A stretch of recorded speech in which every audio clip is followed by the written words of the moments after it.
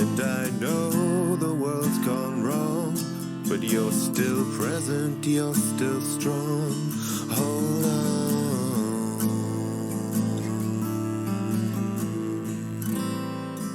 Through all your pain and all your tears, you're still resolute and you're still here.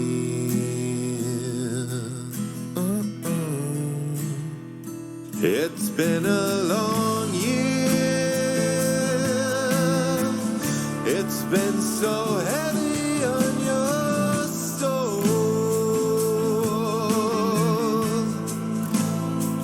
And though your scars have hardened and have turned to armor, it took its toll.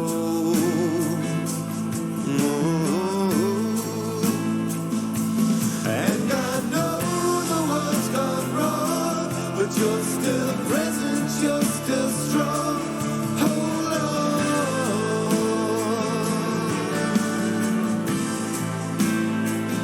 Through all your pain and all your tears, you're still resolute and you're still here.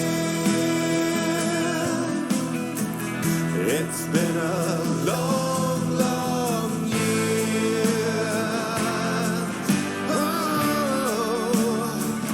But you're still here.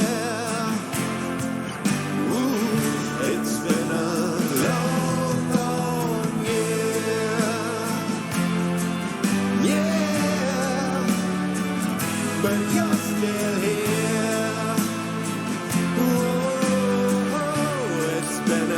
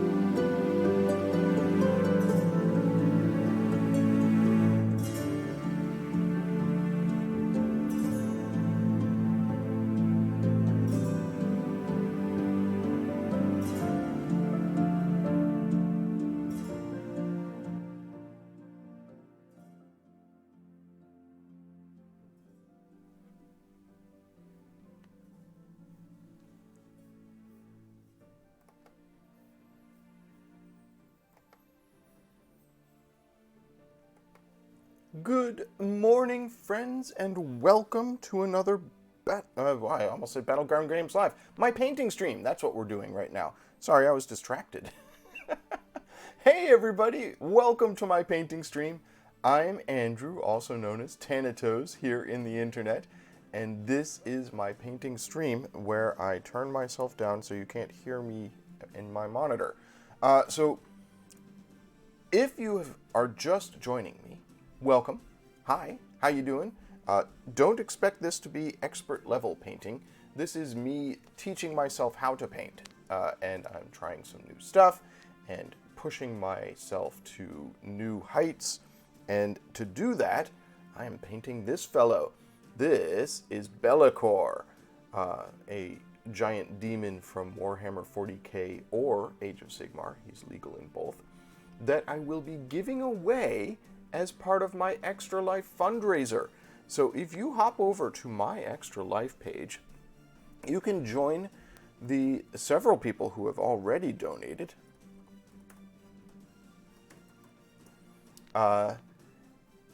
in an attempt to win this guy. The way it works is you donate at the $10 level. There's an incentive listed that is Win Be'lakor. And I will be doing a drawing from the people who enter at that $10 level during the ExtraLife 25-hour marathon that we're going to be doing. That is November 6th into November 7th. So as you can see right there, 15 days away. It's actually 14 days and 1 3/4 hours. That's not that far away. 2 weeks. I've got 2 weeks to finish this guy. I can do it. I believe I can do it.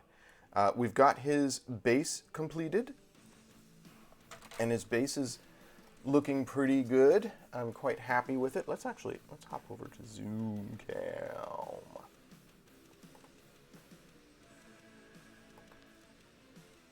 Here we go. So this is the base for Be'lakor, and you can see. Actually, let's there. I've done it with a sort of a green fire coming up through the base. We also did the little figures who can sit on the base. There's this little Chaos Lord. And it's magnetized, so he just snaps on there right there, like that.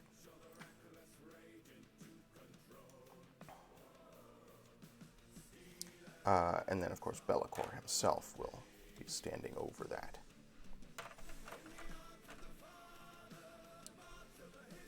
There's also a Space Marine option.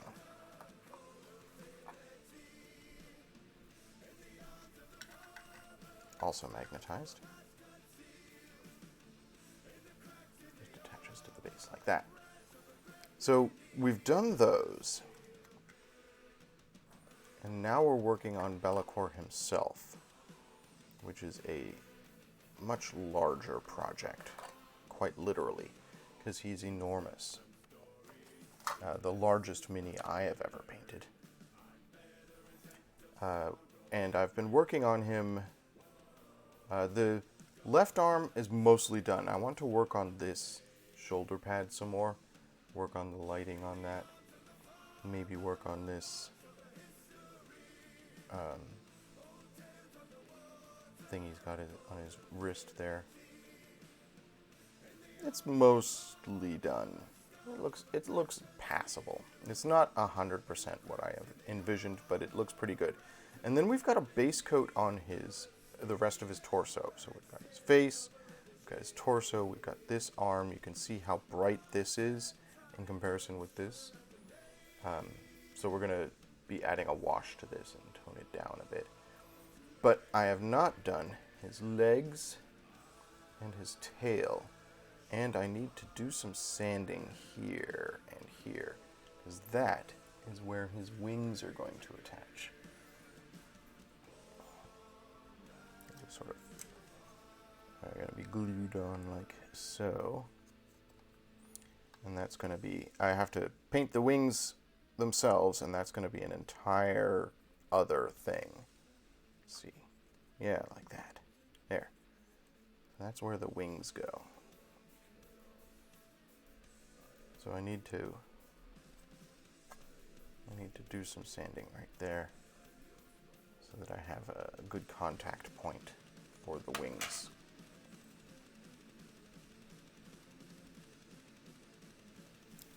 So yeah, maybe I'll start with that. It's a relatively simple thing to do, hopefully. Get my palette out of the way. We just want bare plastic here.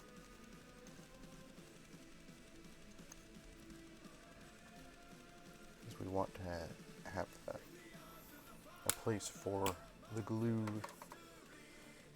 to do its thing.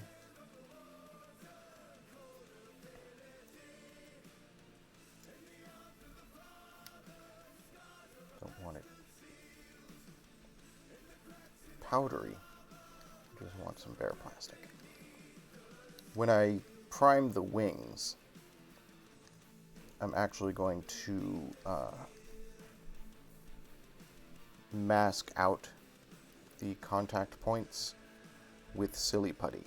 I got myself some silly putty for that specific purpose.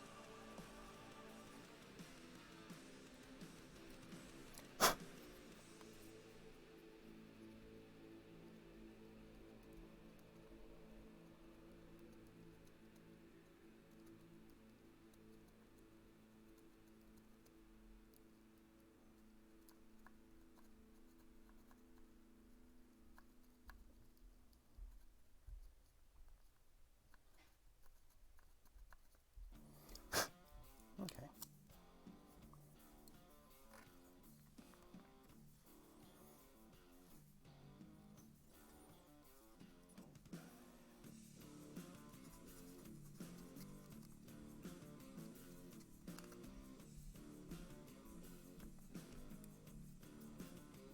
Better.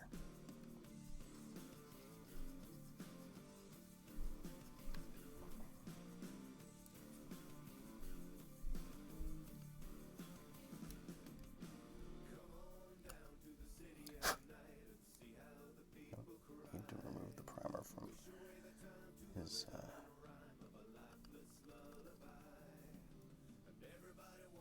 from his spine, because that's not where the wings attach. But from these areas here. Hopefully, this exposes enough plastic that we'll get a good, strong bond when we attach those wings, which will be much later, at the end of next week, after I have painted the wings.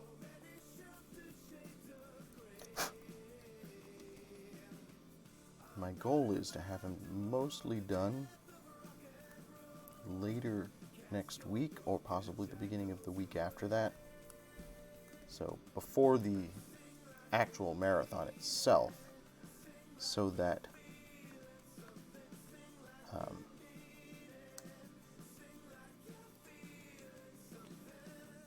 I can display him at the store, and folks will have a chance to check him out and see what they're bidding for.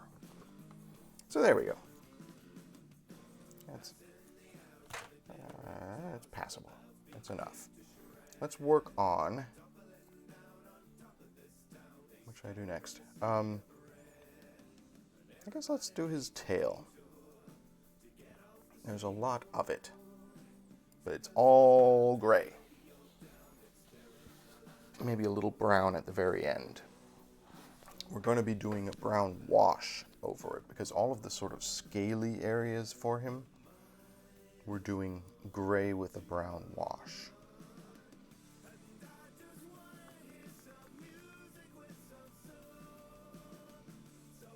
So this is the gray that we're using, somber gray. It's one of the paints that I got out of a giant WizKids paint collection.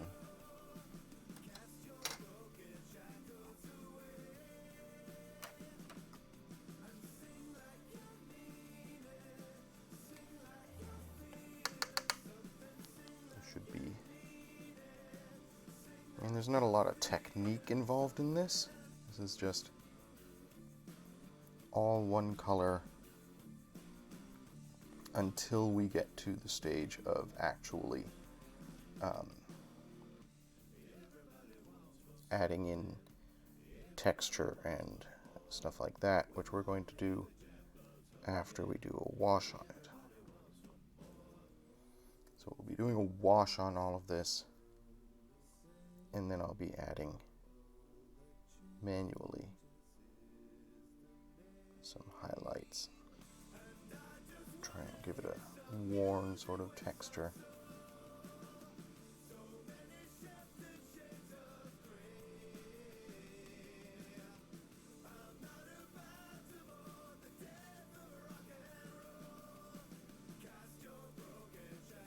I wanted to get this done yesterday, and then yesterday kind of got away from me. What's going on here? Oh. It's all dust from the sanding. Don't want that to get into the paint so much. Take that out. There we go.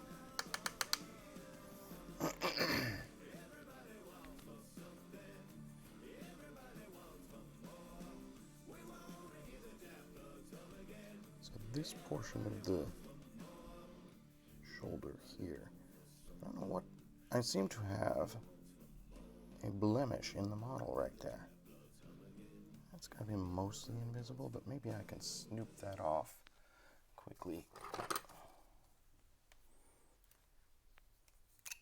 I don't know if this is from when I was doing green stuff. Got it.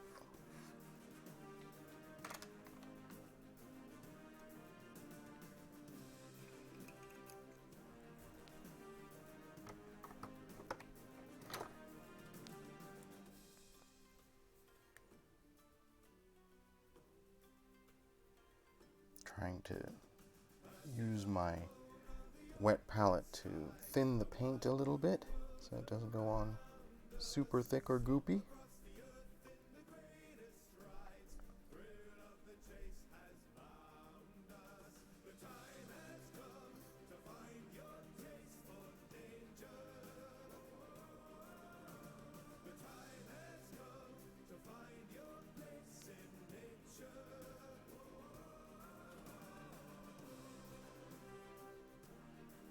Also trying not to paint over the shoulder pad that I've already done.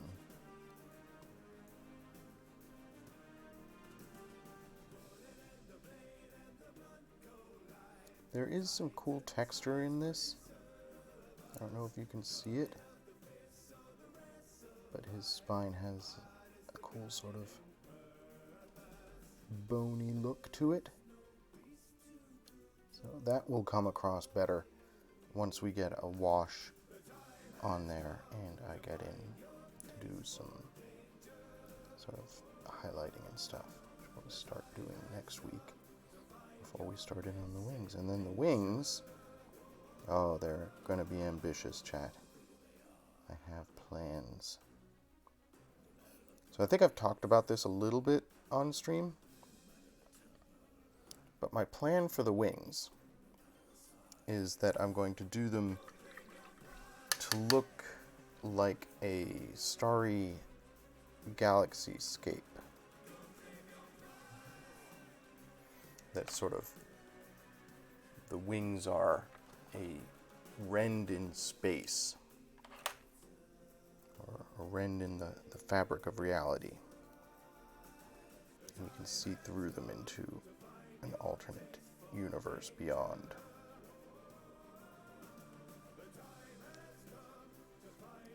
There's a little bit of mold I should have trimmed better there.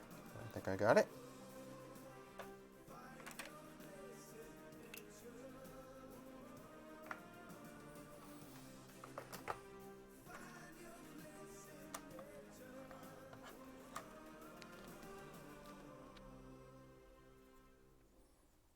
So to do that effect, I'm going to do a few different things.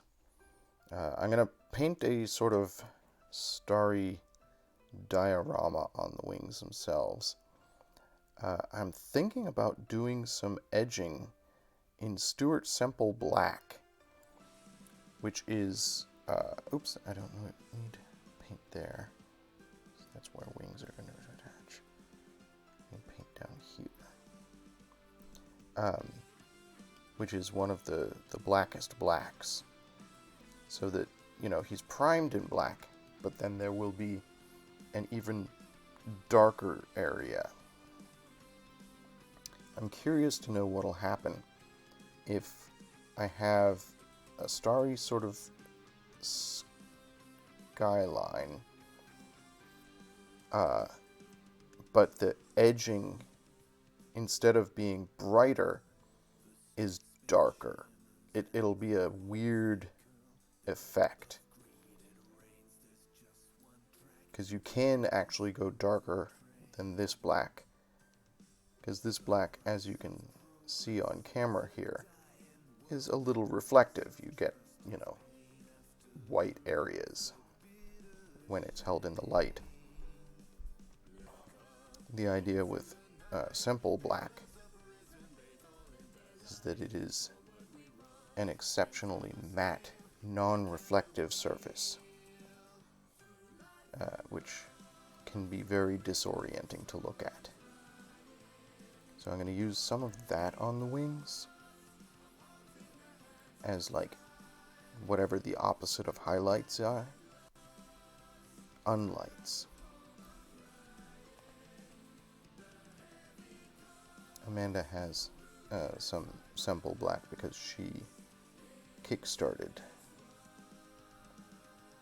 one of his, I think it's Blackest Black 3.0.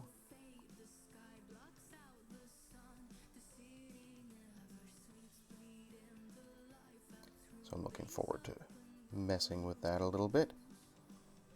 So we'll be doing that. We'll be doing a starry skyscape. I'm thinking about actually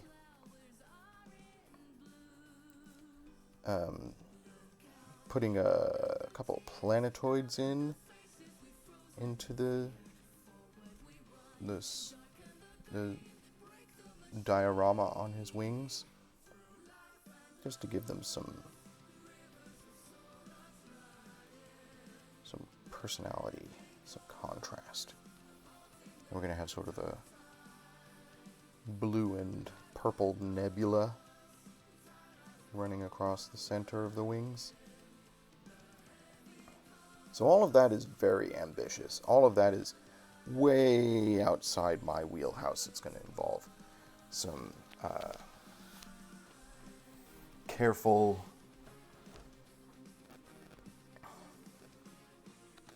freehanding.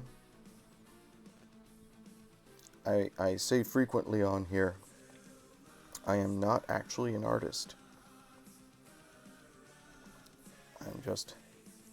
I enjoy putting paint on minis. But in terms of actual composition, painting, making actual art, I haven't really done anything since college, which was 30 years ago. So yeah, that's going to be an interesting challenge next week, and I'm looking forward to it.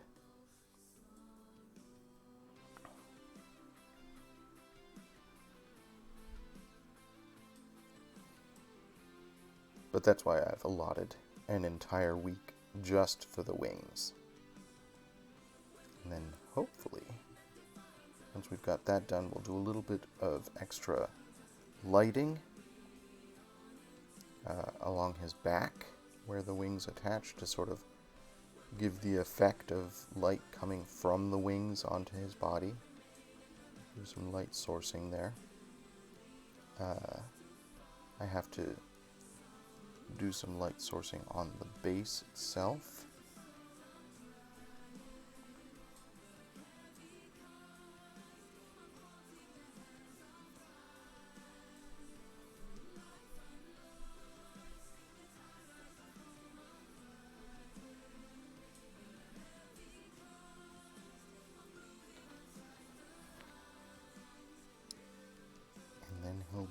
for the most part, done.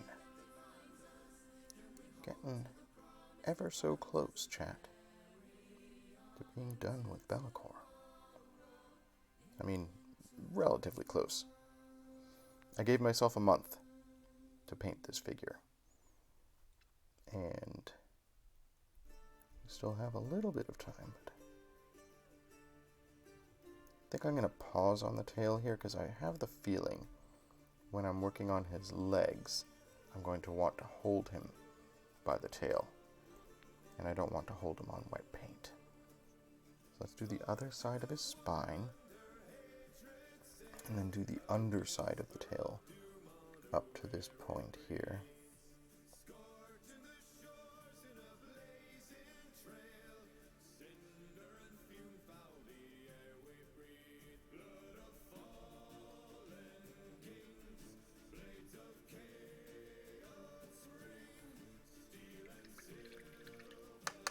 And then we can start in on the legs.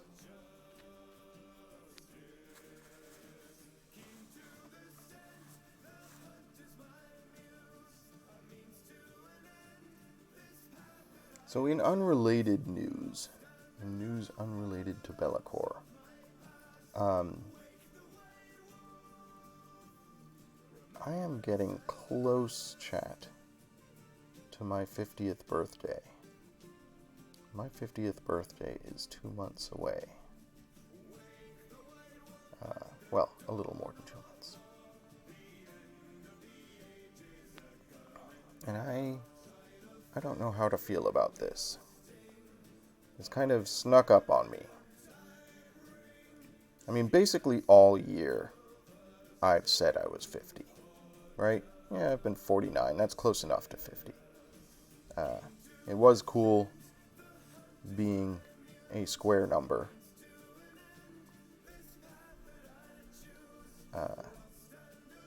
So for a year, I've been 7 squared. But soon, I'm going to be hitting that half-century mark. And that's kind of perplexing to me. I basically feel like I've been 30 for 20 years. My life has not really advanced much in the last 20 years.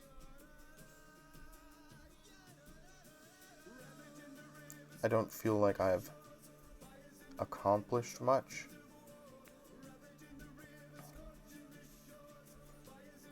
I mean, this past year has been a whirlwind. What with pandemic and moving into a new apartment and losing our cat and finding our cat. This past year has been just wild.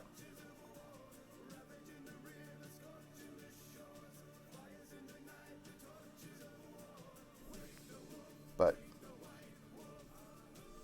I'm having that existential dread thing where you look at your life and you realize you've not made the difference in the world that you wish you had made.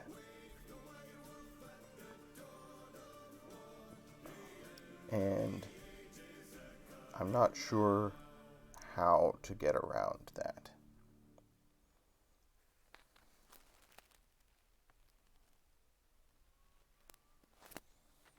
Ooh, 53 is my next prime. Good point, Lobster.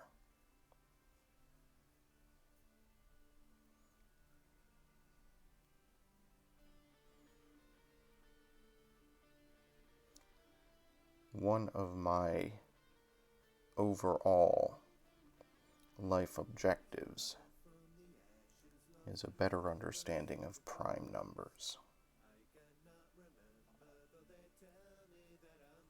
My intuition tells me that there's a pattern to how primes are arranged.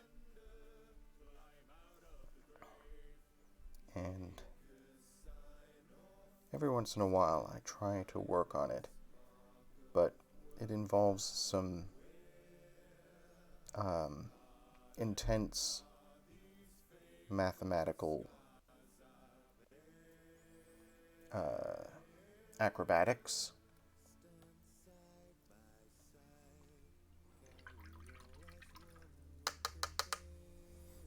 Because I basically have to reconfigure the number line to be an n-dimensional space where n is equal to the highest square of a prime. So all numbers up to 8 are, or all numbers up to 4 are two-dimensional. All numbers from 4 to 16 are three-dimensional, etc. I don't know if I'm explaining it well, but beyond like 5 dimensions, my brain begins to break down, and I need to come up with a way to think about those prime numbers and how they are arranged in n-dimensional space or on an n-dimensional number line. Because as I said, my intuition is that as you fill that grid, that n-dimensional number line, patterns emerge. And if I can find those patterns, I can crack the mystery of prime numbers. And that's one of the legacies that I want to leave behind.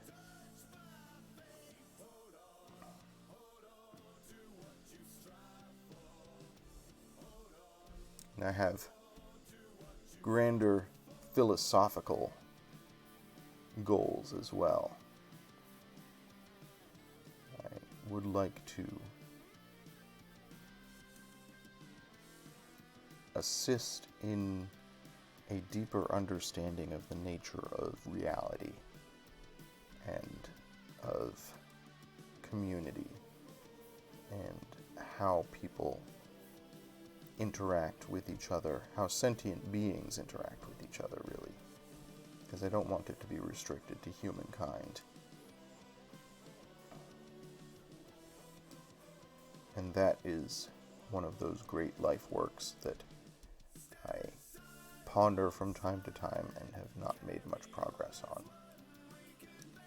And as I approach 50, which is an interesting benchmark, I begin thinking about what it means to be older. I'm not used to thinking of myself as old, but as a teenager, looking at somebody who is 50, that is unimaginably old. And to be actually approaching that benchmark is very disorienting to me.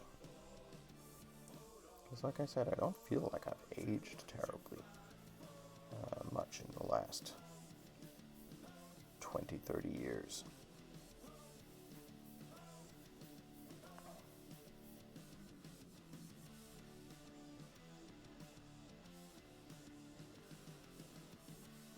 But I'm looking at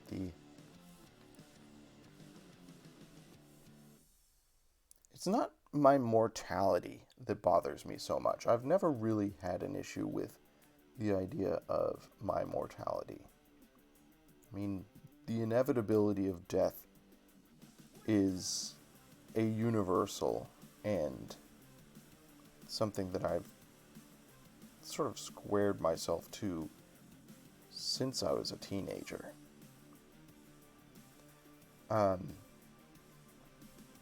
But I'm reaching that age where I begin to realize, or to really grok, to internalize the fact that a human body, which I indisputably have one of,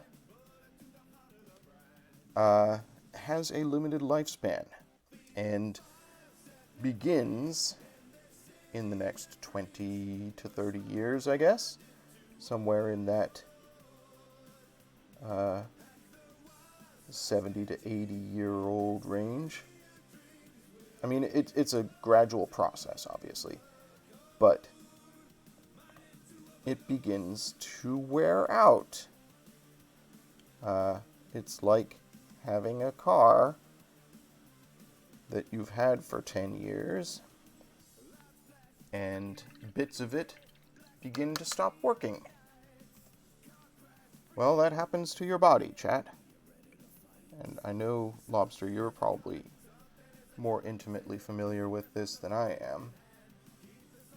But I'm reaching that point where I have been able to, up until now, live my life as though it wasn't going to happen to me.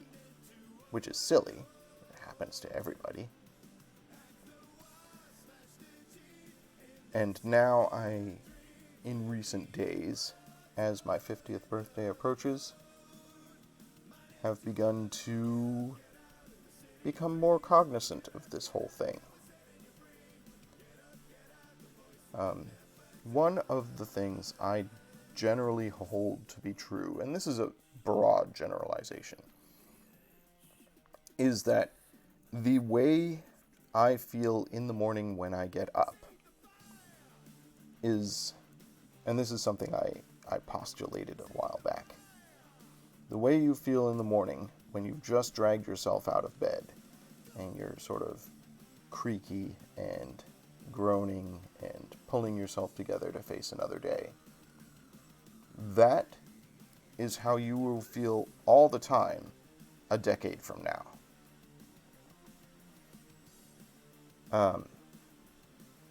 Like I said, broad generalization, general strokes, but as your body begins to wear out,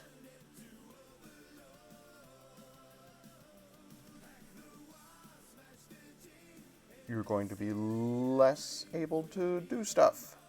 And that, more than the inevitability of my eventual demise, which really hardly affects me, right? Your death doesn't affect you. It affects everybody that you care about, or the people who care about you. You're not going to be aware of it. You'll be dead. So, there's nothing to worry about there. But, I'm already having to deal with a slow decline in mental faculties. I've started having senior moments, chat, where I can't think of a word. I think partially that's not so much age as it is living in a perpetual state of stress, which is partially, living in pandemic times and partially living in Twitter times. I can't do much about the pandemic, but I really should get off Twitter. It's harshing my mellow. I had a really bad day yesterday because I'm feeling ineffectual in my life. I'm not able to help people because, I make a little bit above minimum wage in a retail job. I don't have enormous resources to throw at problems. And I am not generally a gregarious or social person. I don't enjoy hanging out with other humans, especially strangers. And I think I want to do that in brown. I think that's one of the little claws.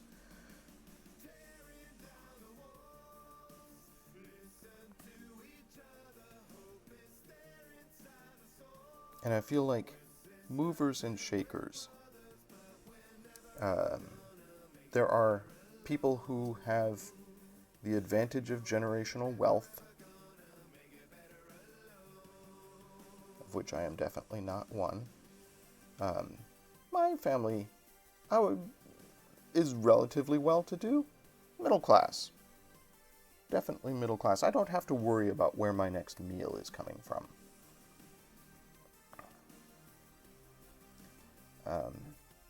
I don't consider myself poor, but I am living paycheck to paycheck and I have nothing really put away. And being unable to help people who are in worse positions than myself grates on me. And being terminally online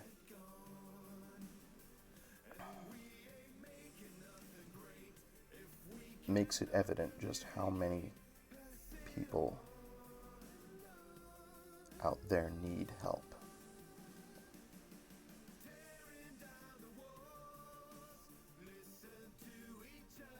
So I had a really bad day yesterday. Just feeling bad about my inability to have a positive impact on the world. At least I've got ExtraLife coming up. And at least I'm doing this small thing. I've raised, $50-something for ExtraLife so far? It's not nothing. I've raised $238. Well, Battleground and myself have raised $238, of which I think like 60 or 70, maybe $80 is from what I've been doing, or from my ExtraLife in particular.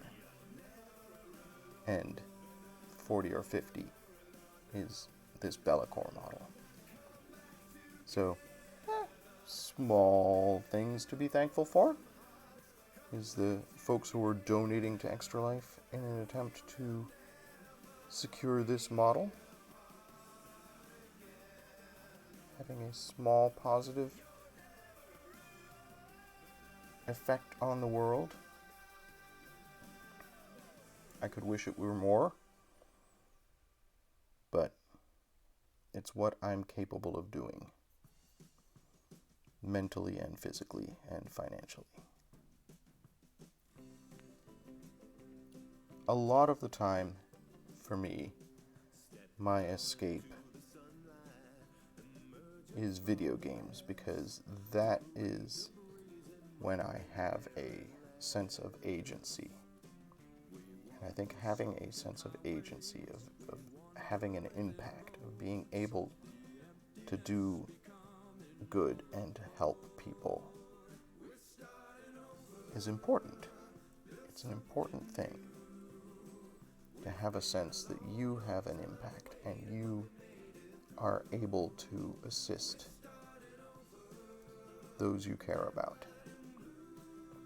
And having that taken away is devastating. And in a increasingly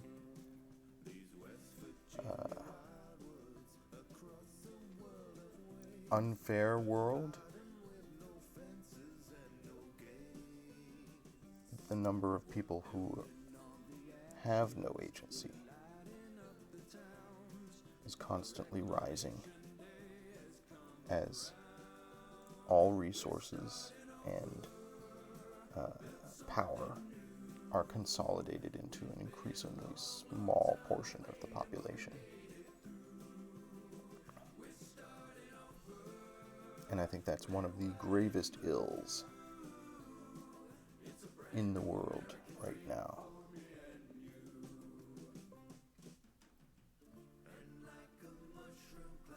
Is that people have a sense that they are losing control.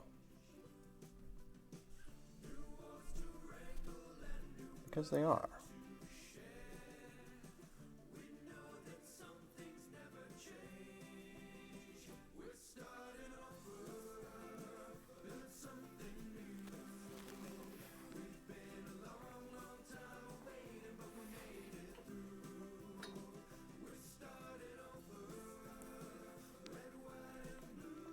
I appreciate that, Lobster. Yeah, I hope that I have a positive impact on the people that I am able to reach.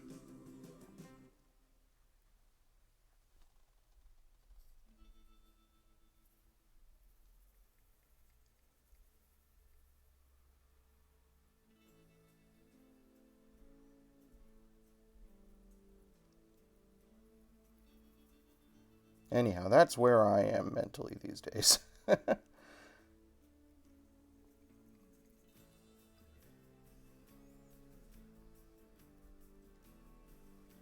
Wish I could do more, chat. Wish I were capable of more.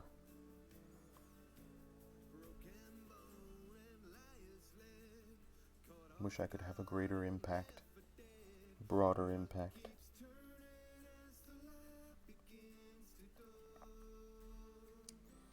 But wishing doesn't get you there. And I recognize my own limitations.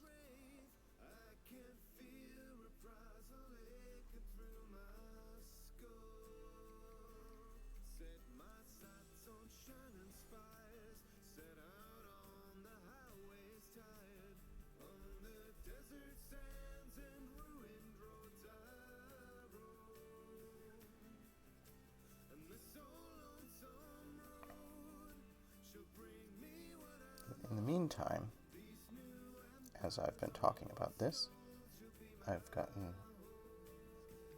most of one leg done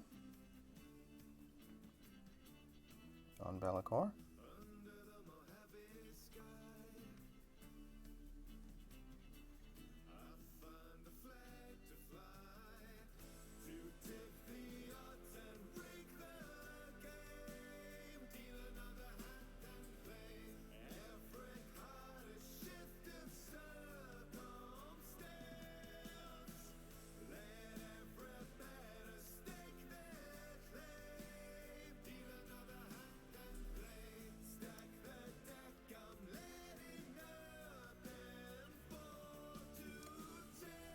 We'll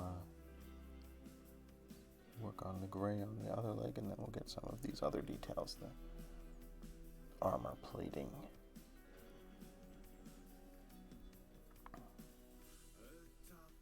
It's looking pretty good. I mean, it's gray. Blue-gray. And a lot of it. But making good progress just getting it on the mod.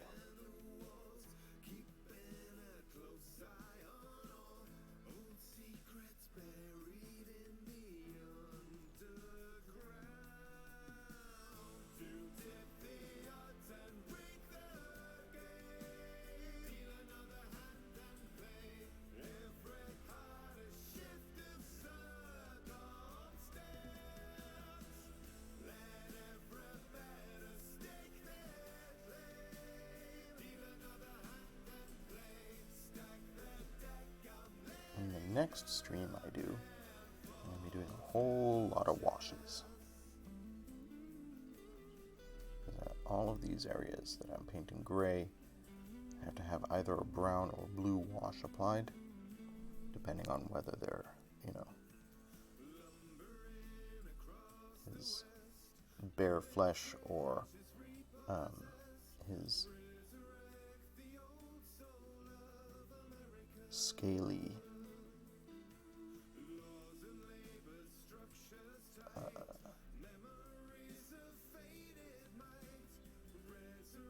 sort of rocky textured flesh, because there are areas of him that are just smooth, and there are areas of him that are much more textured, and I'm doing those as two different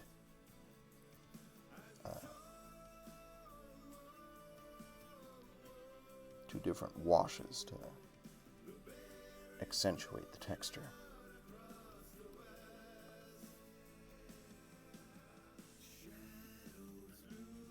I'm also going to be doing a flesh-colored wash on some of these veins. These are vascular regions. Because he has that dehydrated bodybuilder thing going on.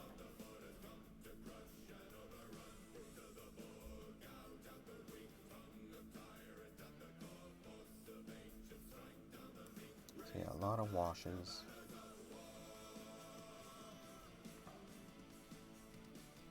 That'll give him some character.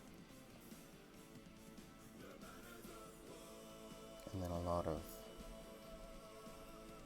highlighting and detail.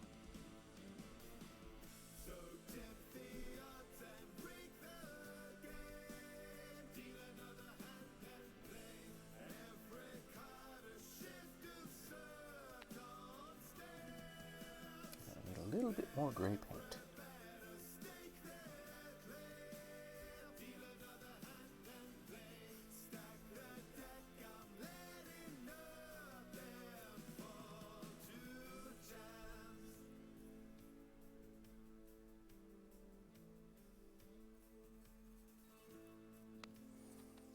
Making progress, though.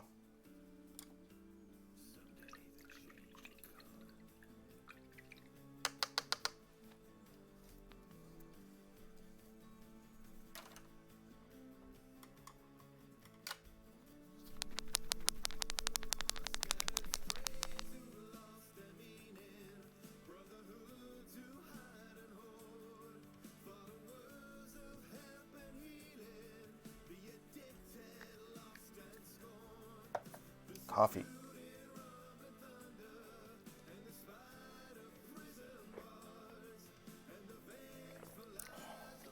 All this maundering and philosophizing is thirsty work.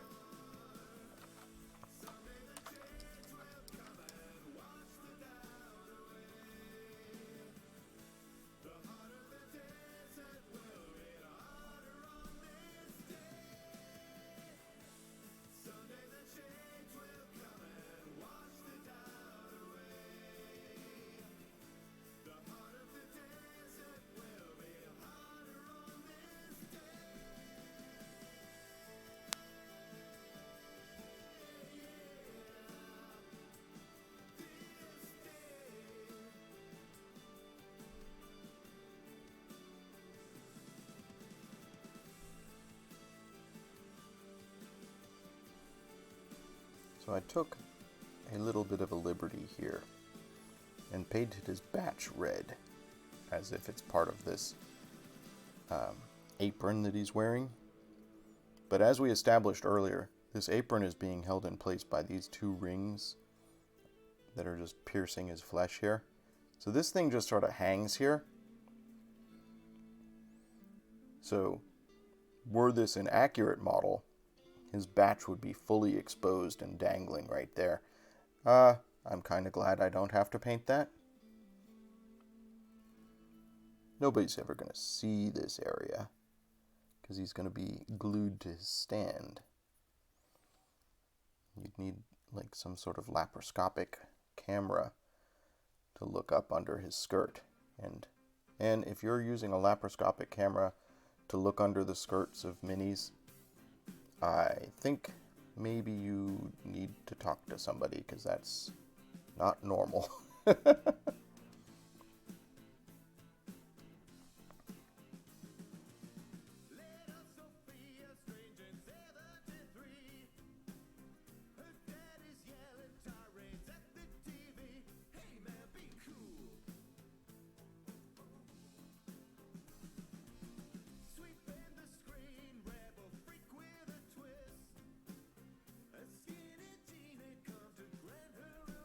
Let's finish up all the gray, except the very tip of the tail. Because I'm gonna be holding him by his tail while I'm painting, I'm not going to paint the very tip of his tail today, I think. Or maybe I'll just do it as the very last bit that I paint. Once I'm done with the gray on his legs here, we'll do some brown. We'll do all these little thorns.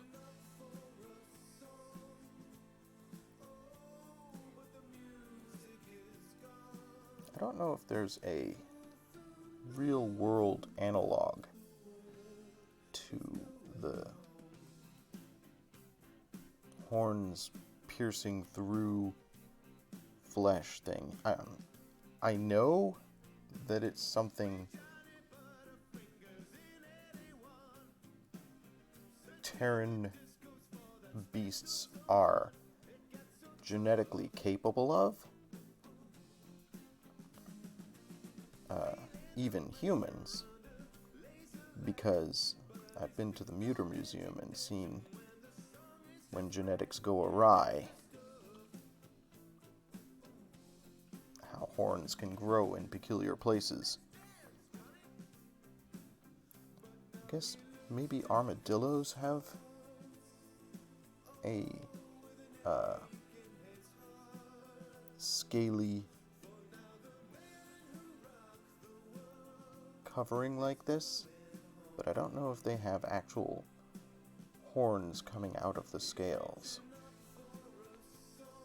I don't think so. It's a cool effect, though.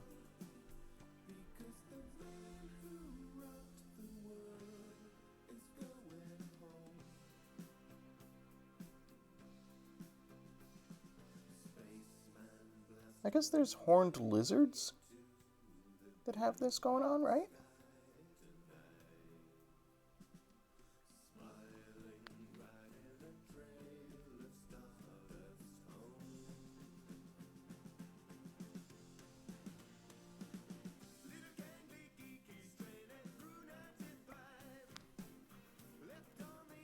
Horny toads. Yeah, exactly.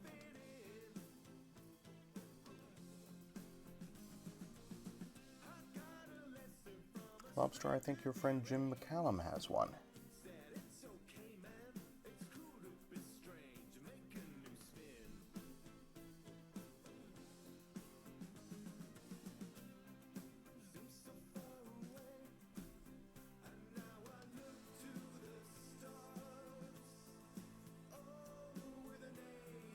The reason I bring it up is in painting something, it often helps to have a point of reference.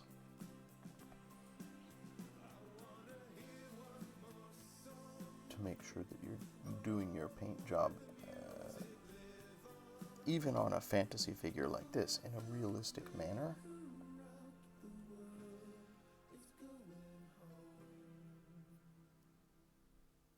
Well, maybe I'll do a Google search, but maybe it's too late. Maybe I've committed too far in too many ways on this model for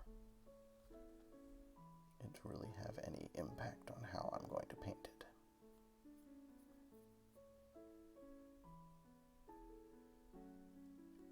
Just an interesting intellectual exercise right now. If Be'lakor were a physical being in the real world, what would these bony protuberances look like?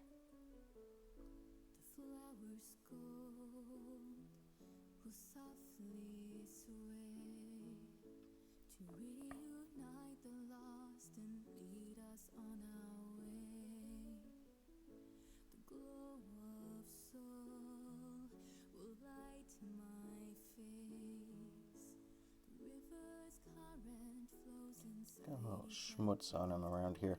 I had patched some of these seams because these were a little loose right around here. So I patched them with green stuff. And some of it's a little rougher texture than the surrounding skin. It's fine. It's a relatively obscured back of the leg area that nobody's really going to see. I have to paint some areas I can't get to very easily, underneath and behind.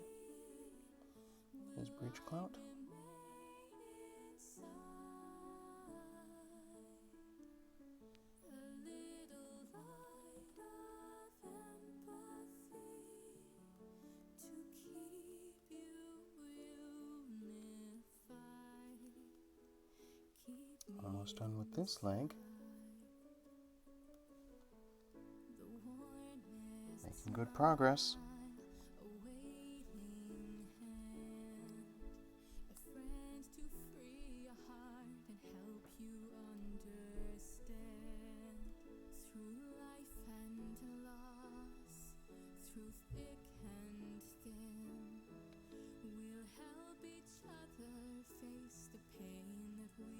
There we go. Just have to do his little tootsie, his foot there.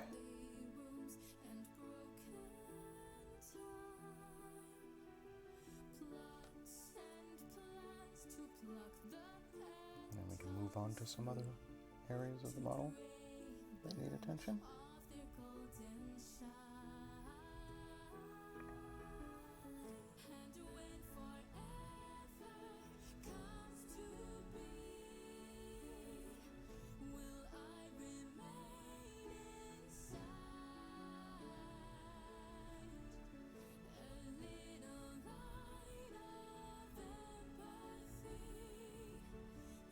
Does call attention to the fact, I mean, I've been working on this for an hour.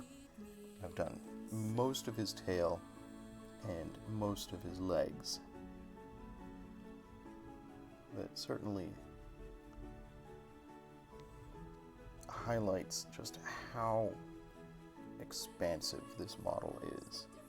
Just how much surface area there is to cover. That it's taken me an entire hour just to do his legs. I'm used to doing minis, chat, you know, little models, where in an hour you could do a base coat on the entire model. And here it's taken me like 3 days to do a base coat on Bellicor, and that doesn't even count his wings, which, as we said, are a complete separate project.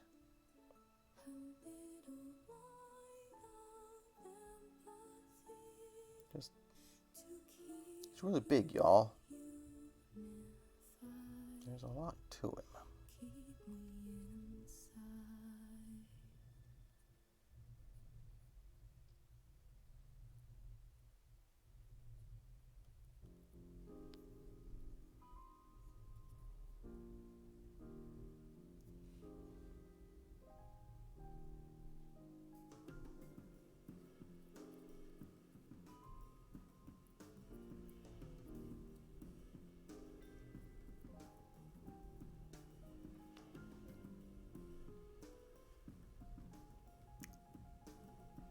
Almost done though.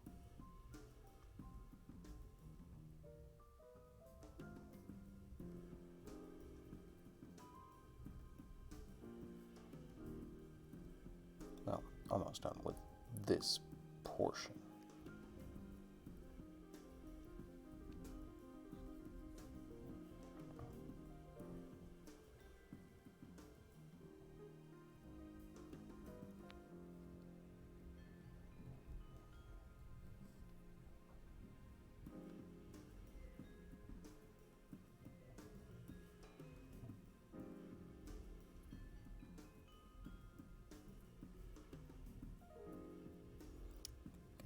On a little thick here. Need to do a better job of thinning it. Which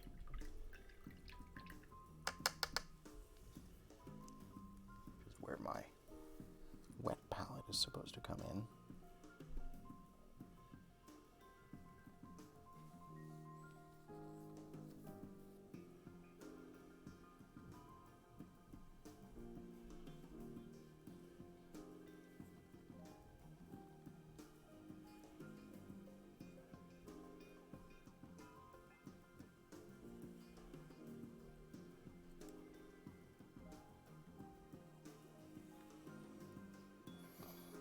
Oh, Bellicor. Why you gotta be so big?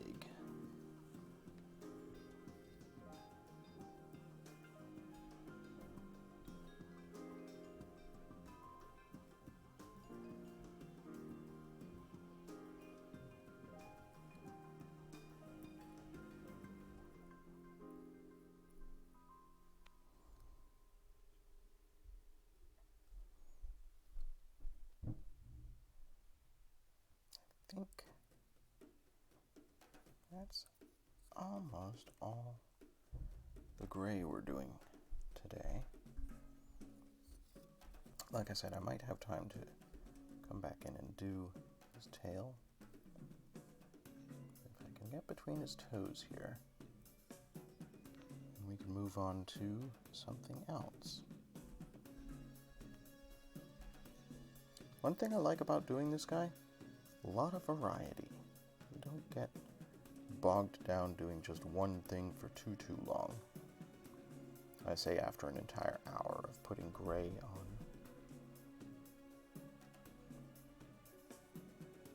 But even this, which is fairly menial work, it's not terribly demanding, even this gives me an opportunity to look at the model as I'm going and sort of think about the detail and texture that I want to do when I get to later stages in the painting.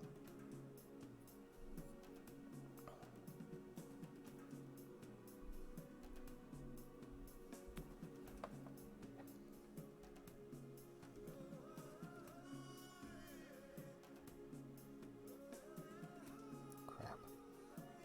One of my friends has had his Facebook hacked. Hang on, chat.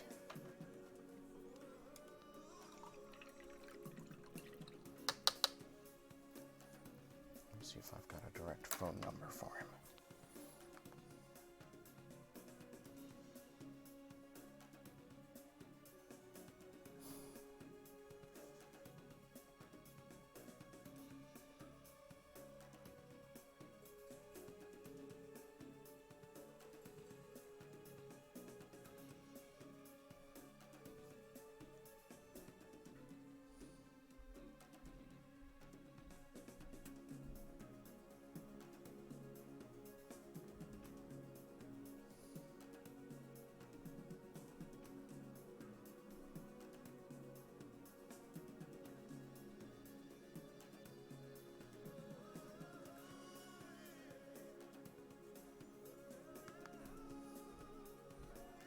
Oh. Sent him a text. Hopefully he'll see that.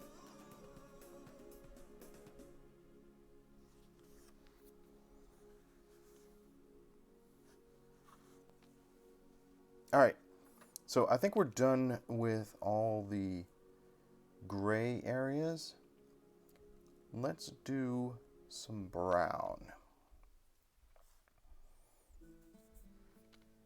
which is going to be this flat brown, which we're going to use for his sort of bony scale ends, and for the straps that hold on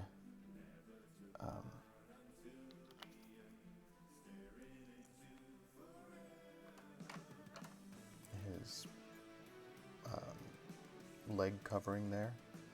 Just like here, there's a strap there. There's straps on the back of this. Might want to switch brushes. Let's see what I'm capable of doing with this brush in terms of just getting this strap here.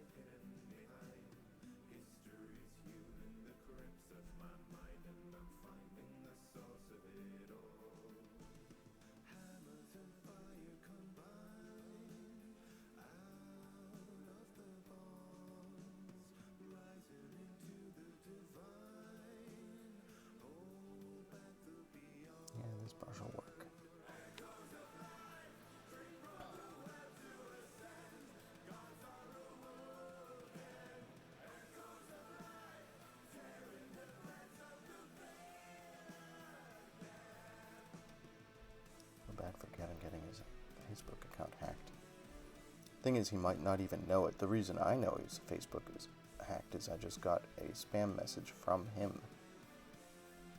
A spam Facebook message that was trying to hack my Facebook.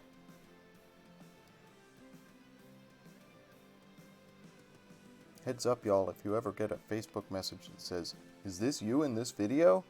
with a bit.ly link, don't click that link.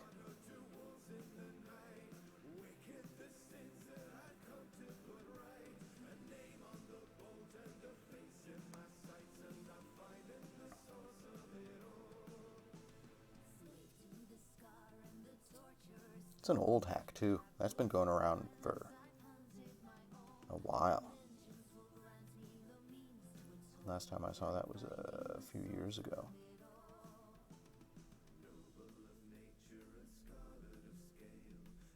I wonder what they do once they have access to your Facebook. Besides, pass the virus on to all your friends.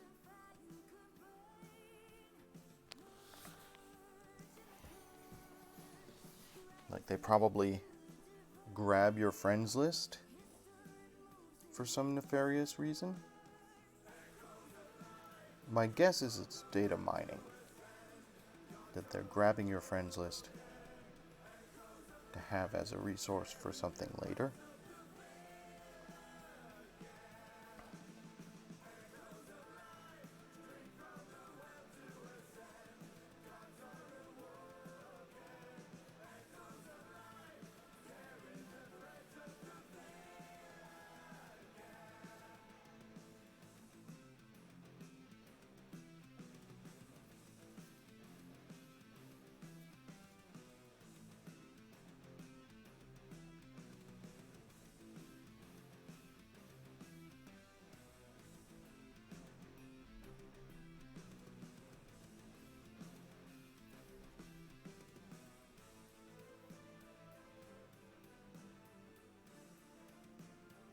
Very frustrating living in an age where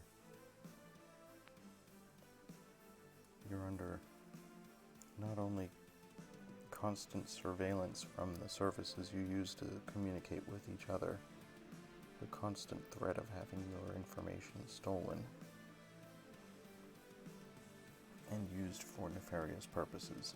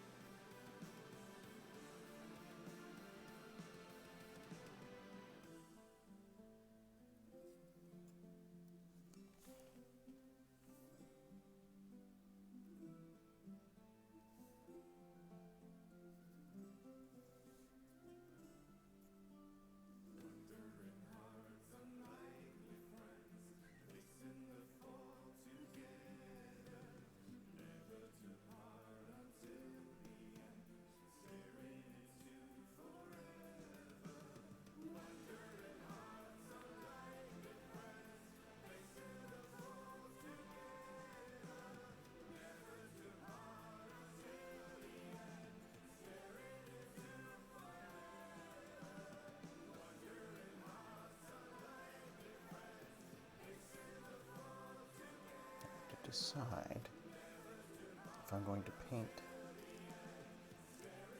these little, I don't know what to call them, talons? Oh, there's a bit of his thigh there that I missed.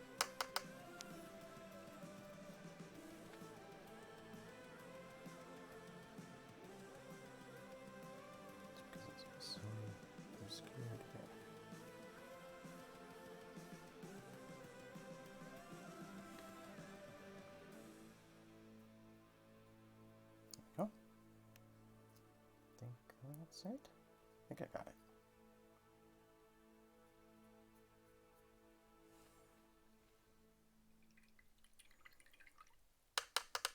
Anyhow, he's got some of these leg teeth coming up through the armor over here. I think I paint the armor first, and then I paint the leg teeth.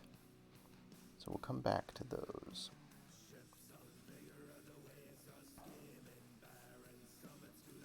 is here, though.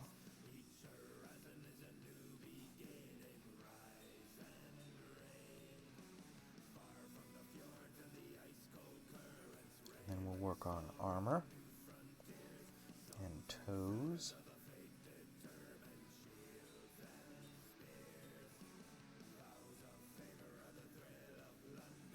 His dew claws here on the backs of his knees. I'm going to do the same color as these down here, I think. This is his talons, which are a different color. I'm not doing them brown, I'm doing them off-white and then with a brown wash over it. That's what I did with his fingers over here.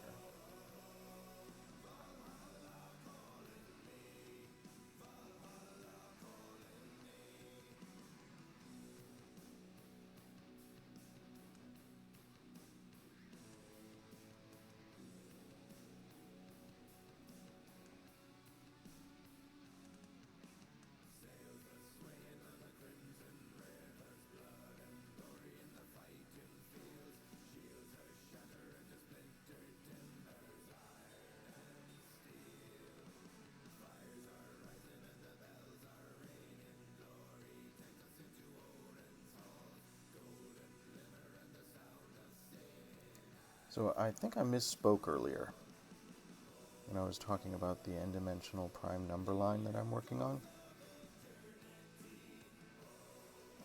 It is n-dimensional where n is the most recent square of 2, or power of 2. So it's one-dimensional for 1 and 2.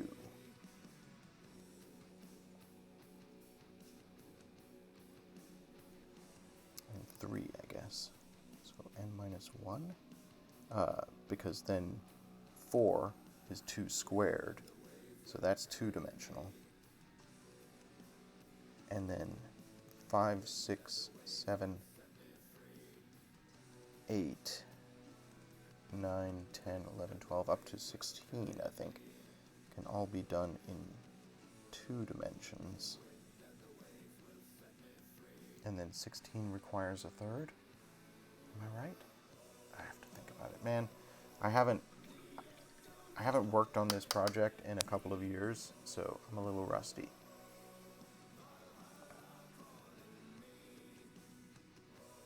But gotta get back on that. It's one of the things I want to leave for posterity. A better understanding of how prime numbers work. And numbers in general.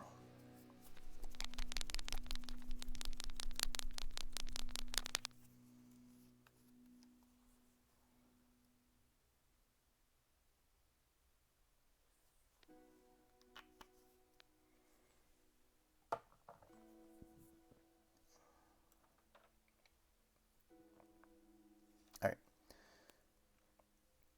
So I'm using Deck Tan as the base for all the metallic bits. So I'm going to use this here.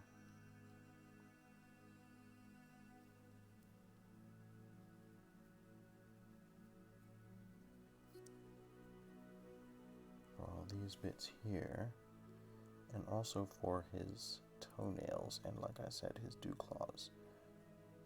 Off the back of his digitigrade knees.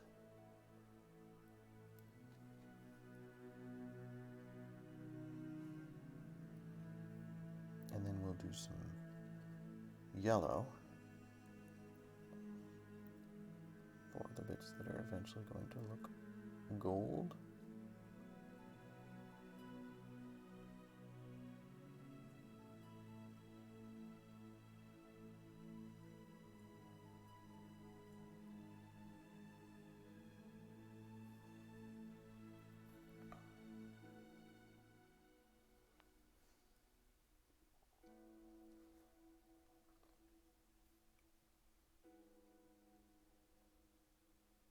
noticed as I was working on him that there are buckles on these straps that I never colored in when I was working on his arm the other day. So we'll finish that. Then I might have time to get the tip of his tail, which is also gray. I think we're going to finish this base coat today, chat. Which means soon we move on to washes and detailing for all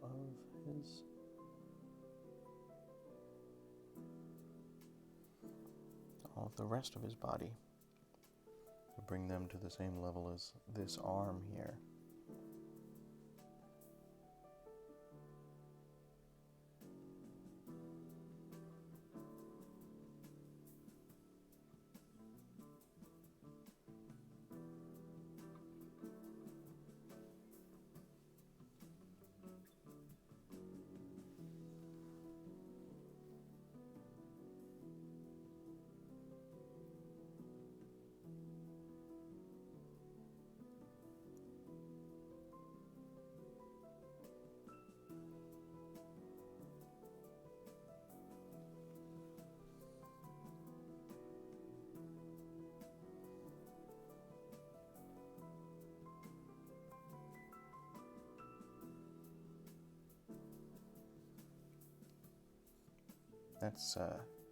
That's going to be the real challenge.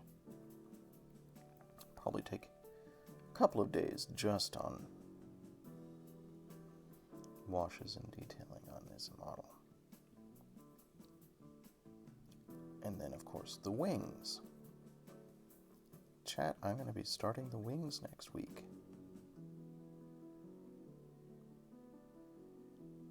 I'm looking forward to it.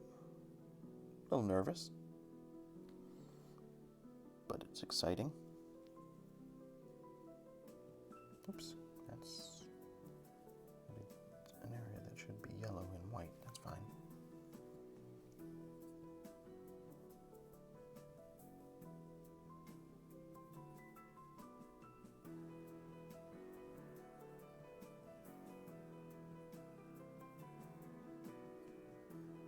This all looks very generic and basic right now, but that's what you get with a base coat.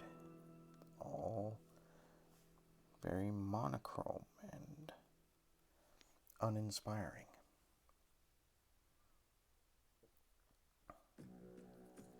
But you need to get the base coat on before you can do any of the cool details.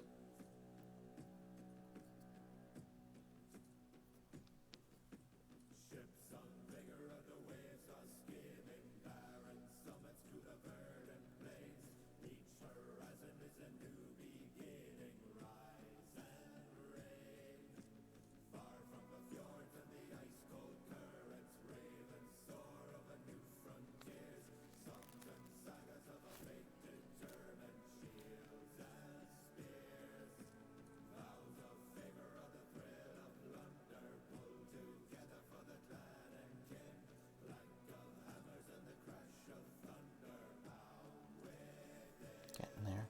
We're getting there.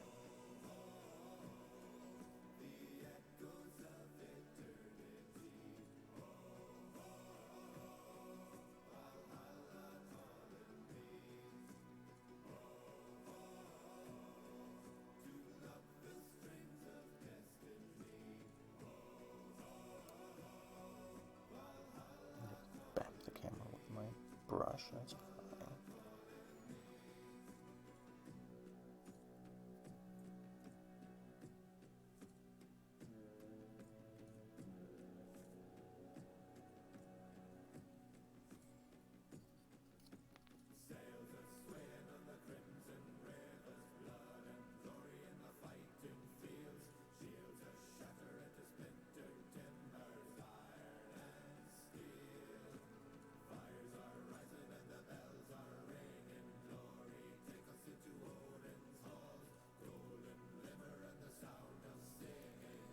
My one concern right now is that the base is too busy.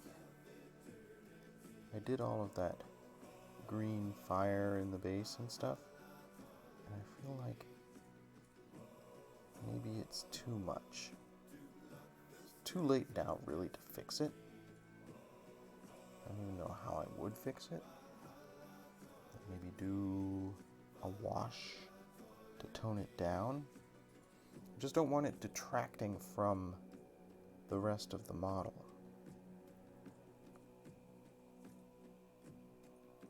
I want it to look cool without being the only thing your eye is drawn to. When I'm done with this base coat, let's put him on the base and see how it looks.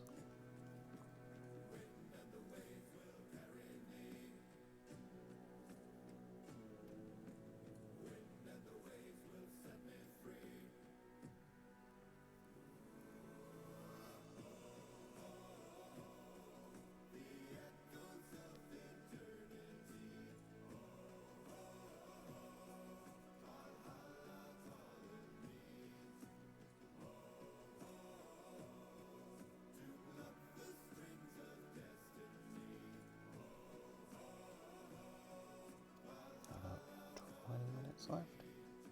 It's time enough to finish this base coat, I think. We're actually pretty close.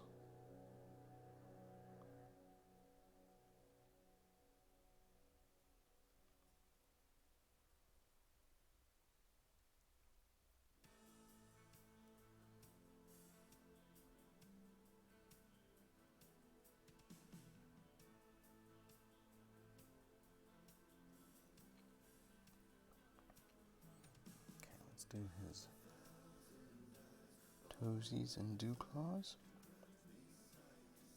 These are going to be much darker in the final version.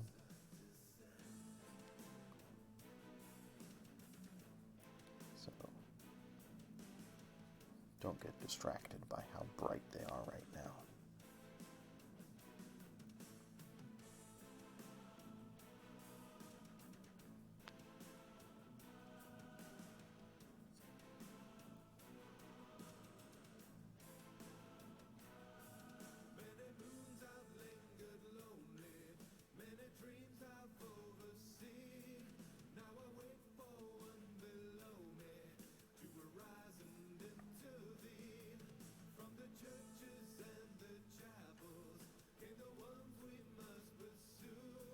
Maybe if I finish up with this base coat relatively soon,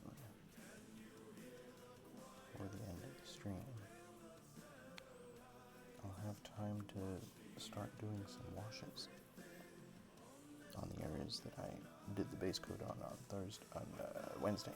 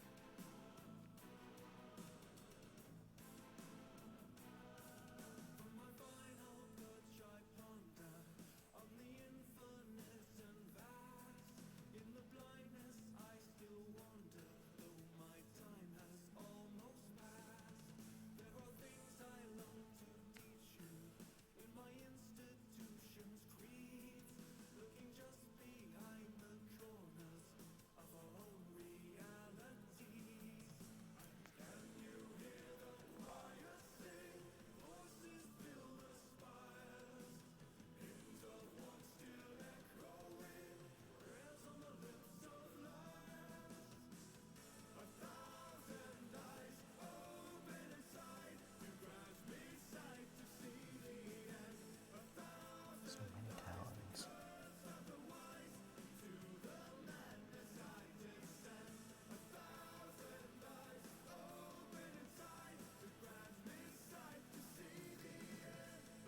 If you're ever in the 40k or Age of Sigmar universe chat, I would recommend against getting in a fight with Bellicor.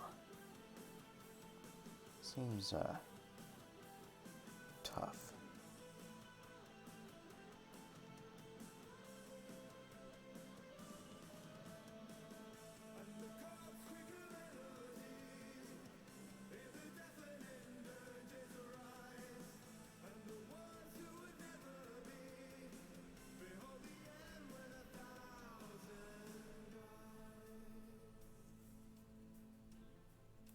For one thing, he's like 3 stories tall. But for another, giant talons the size of your arm.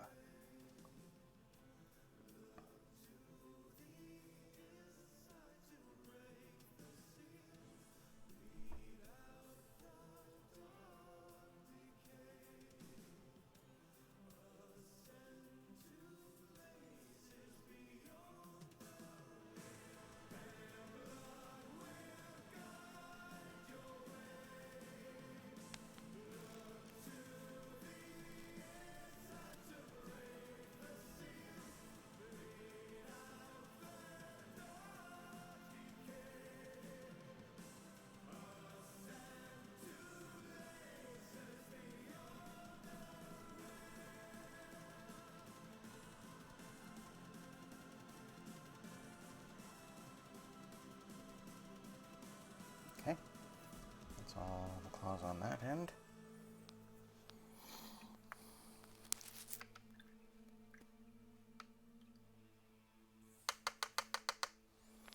When Bellicor and his friends and family get together for a barbecue, he's kind of chill.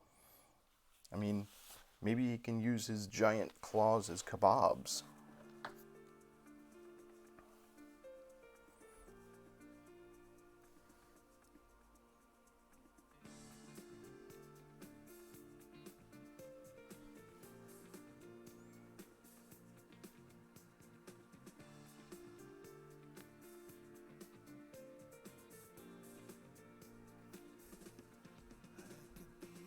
Oops. There's a bit of a blep there. Fine.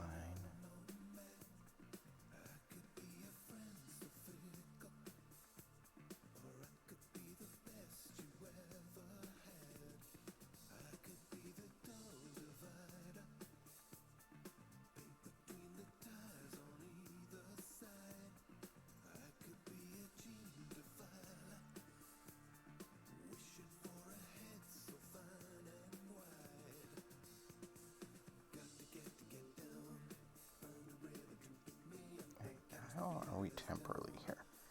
Yeah, it's 11:40. So I have about 20 minutes. I'm going to be doing the buckles and then the gold edges to the plate on his leg and the anklet he's got in gold. And I want to do the tip of his tail. Once I'm done with that, I think we're going to have time today, chat, to start in doing some washes on his torso and face and head. We'll see. I don't think I've got that much work left to do on this base coat. But, as I've said before, my sense of time management is often a little bit weird. Time gets away from me sometimes.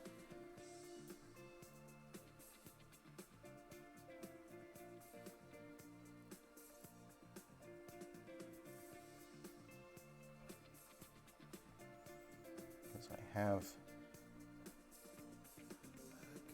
an idea of what tasks I have to do. I'm just not good at estimating how long those tasks will take sometimes.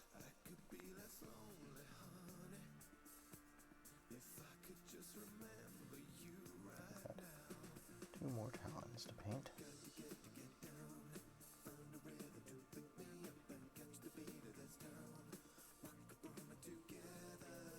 And then, yeah, gold, and got some more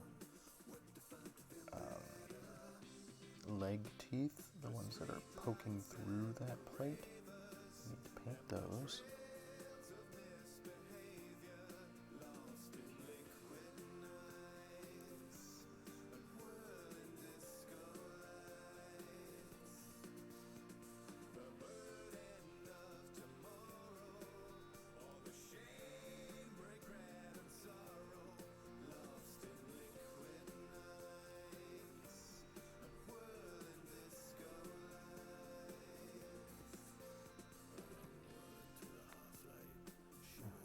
Okay.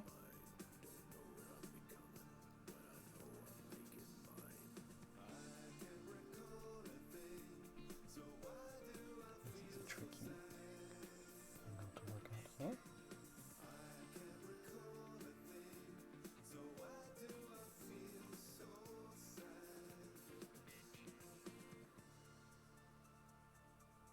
Noticing some more areas of black where I didn't get the primer, or didn't get the paint on his leg. Let's do those.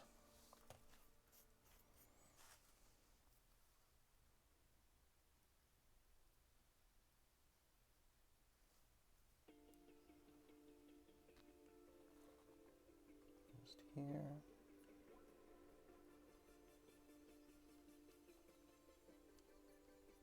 Yeah. Wait.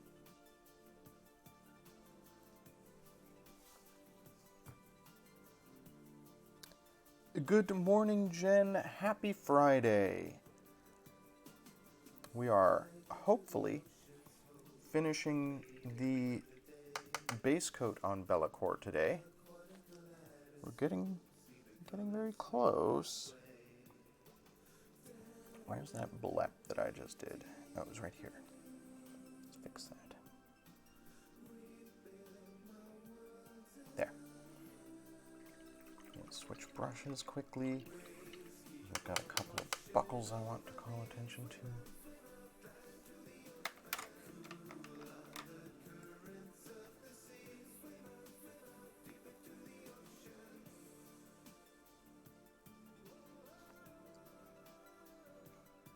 So we've got buckles here.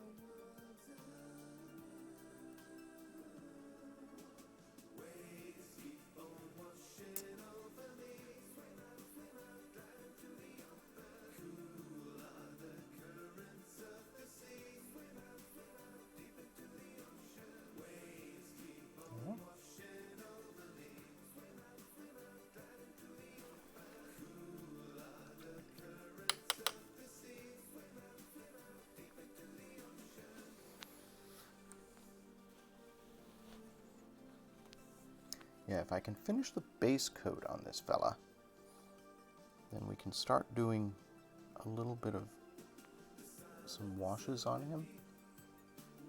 Getting closer every day. We're getting a little bit closer.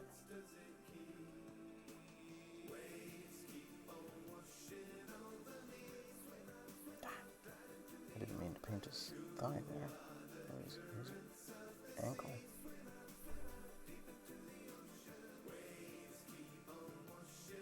I don't know, with digitigrade characters, this is his thigh here, right? This is his ankle, right? His shin. And then this whole area here is his foot, I guess. There's probably different terminology, I just don't know it.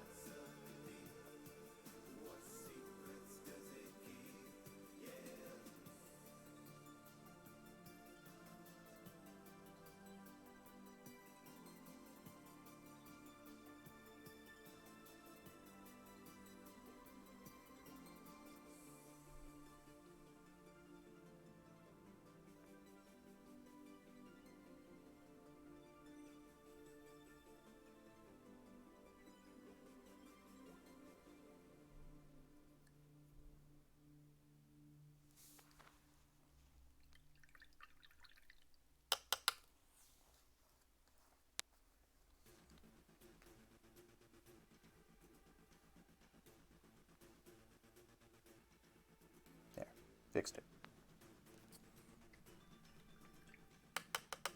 Okay. A couple more buckles. He's got buckles up here on his arm that I missed the last time when I was doing his arm.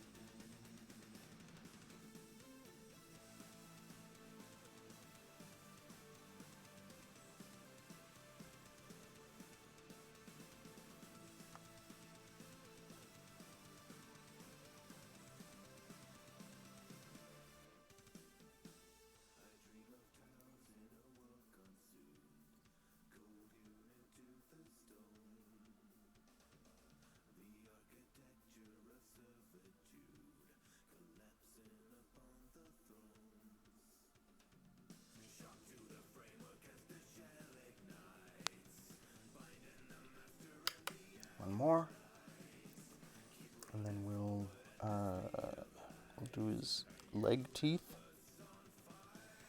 which is what I've decided I'm calling them, and then we'll do his the gold bits.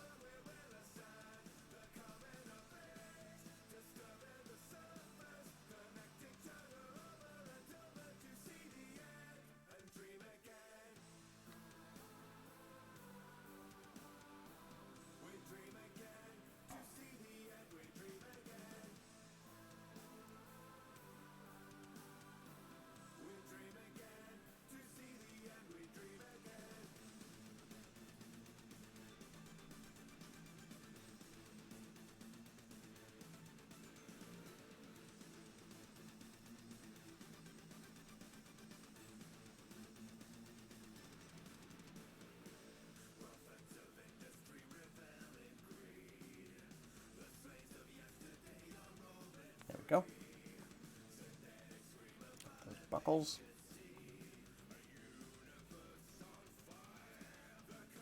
It's all coming together, chat.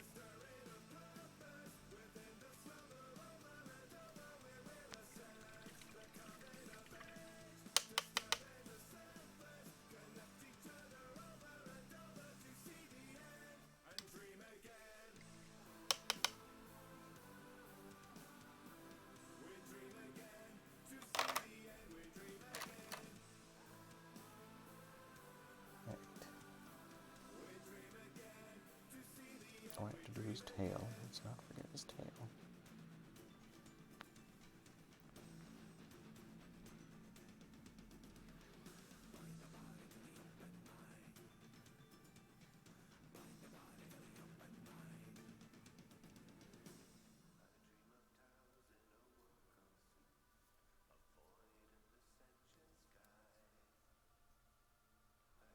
You know what? I think I did these in a lighter brown on his arm.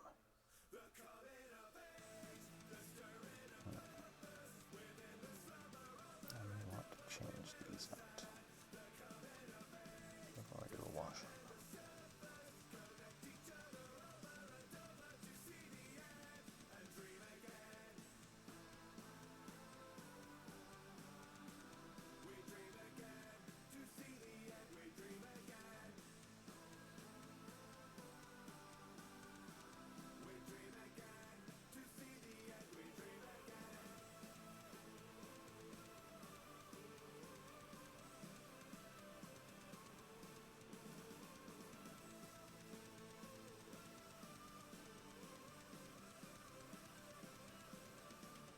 Okay. I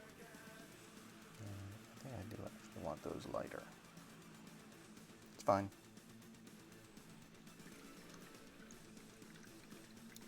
Easy to fix.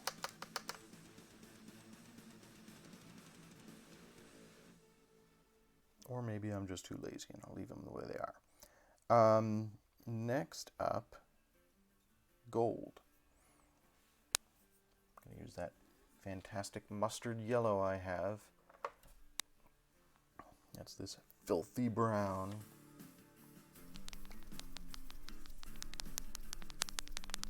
And then we'll do the tip of his tail, and we will be done with the base coat. And we do have a little bit of time to do some washes today.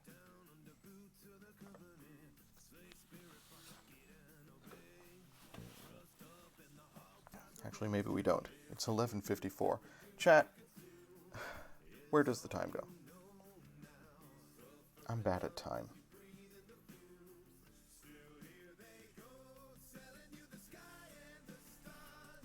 Thought I might have time for washes, but I don't have time. We'll do that next time I see you. Let's quickly do these bits.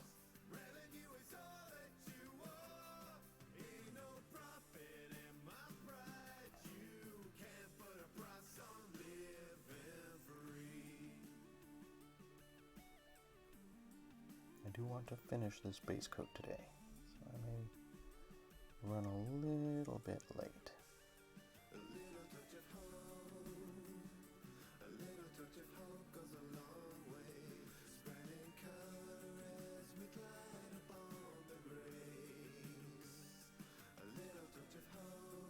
I still haven't gotten the tip of his tail there, because I was using it as a handle.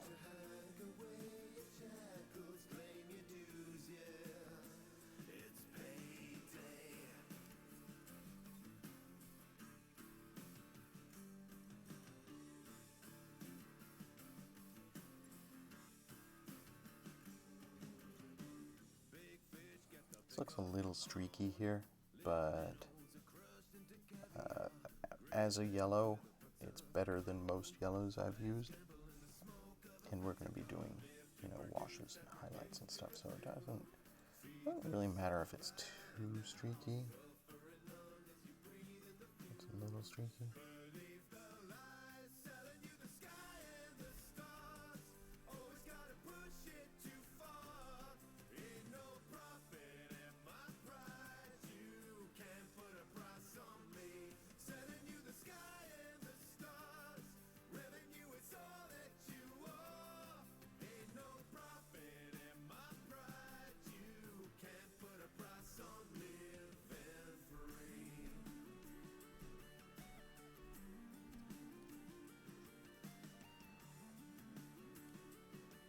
But this is pretty much the end of the base coat for this figure, which means I've gotten some paint at least on all the bits, and then it's just a matter of refining that with layer upon layer, with washes, and glazes, and highlights, edging, all that sort of fun stuff to bring this from this stage, which looks very rough, to something approaching done.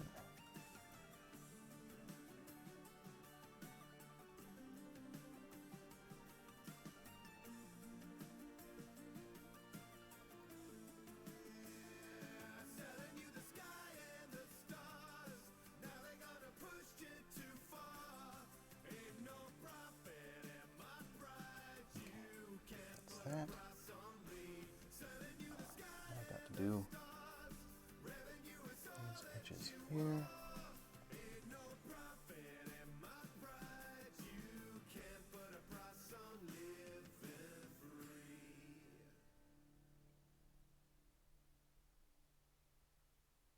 It's a little bit delicate because I don't want it really going too far into the white.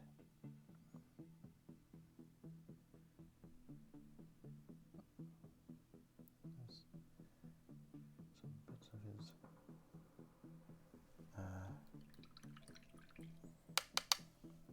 his torso here that I missed.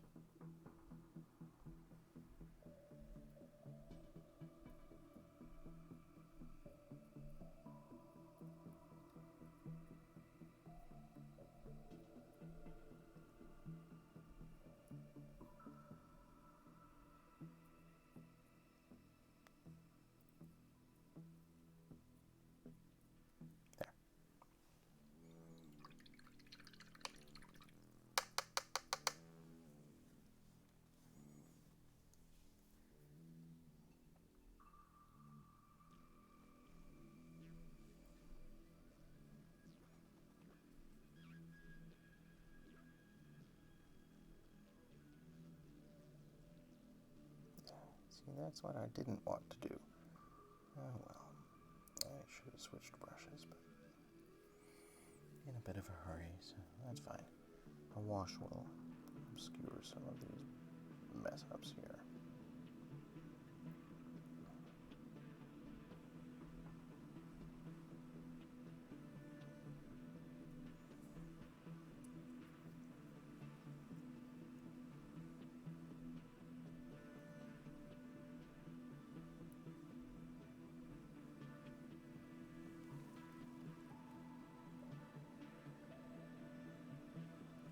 Oh, thank you very much, Jen.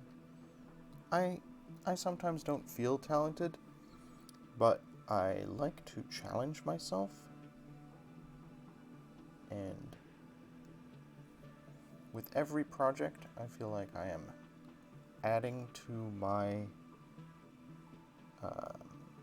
repertoire of available skills, to my skill set, and learning new ways to make the paint do my bidding.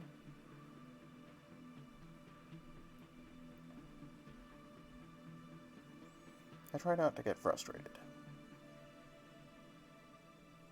You missed earlier when I had a lengthy rant about my general existential dread. But my lack of skill with painting was not amongst the many things that I ranted about. So, at least, and in any creative endeavor, I feel there's an element of risk. If there isn't, then you may have become complacent, and I don't want to become complacent in my painting. I want to be constantly pushing myself, trying to do things that are interesting and outside my wheelhouse, which is what this whole stream is about.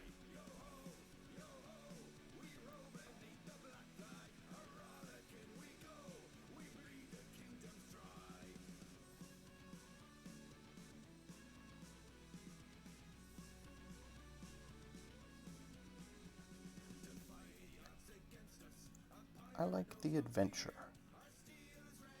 I like learning. And all of this for me is a learning experience.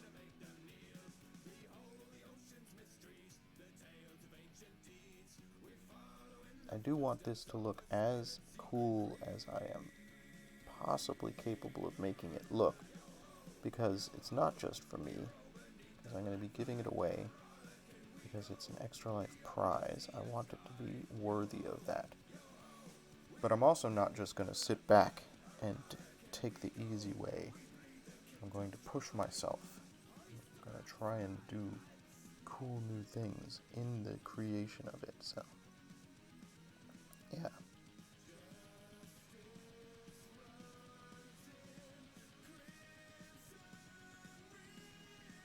Okay. So that's all the gold bits done. Ah, and lovely. I got some paint on his waist there. Didn't mean to do that. But let's get the end of his tail done. I just hadn't done that yet because I was using it as a handle. Let's get the rest of his tail done, and then I think I'm going to call it a day for today. Next time I see you, chat, I will be working on washes, because we need to do washes on a large portion of this fellow to bring a little bit more detail in. And then it's highlights, edges, finer detail, all that sort of stuff that's really going to bring him to life, I feel. but I'm pretty happy with how he's looking so far. Obviously, you know, base coats are dull. Base coats are boring. But you have to do them. You have to get that paint on the model before you can move on to the exciting stuff.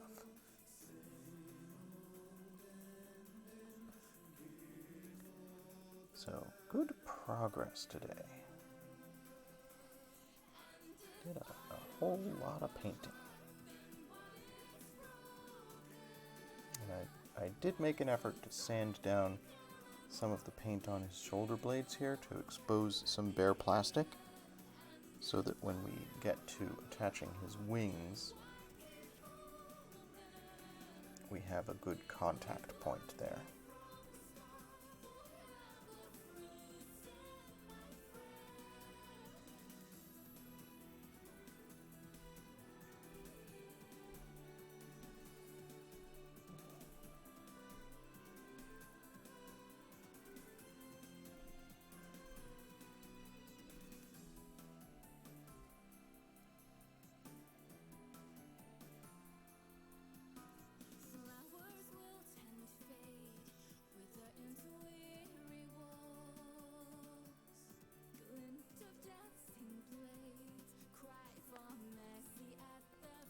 Man, there's just so much surface area.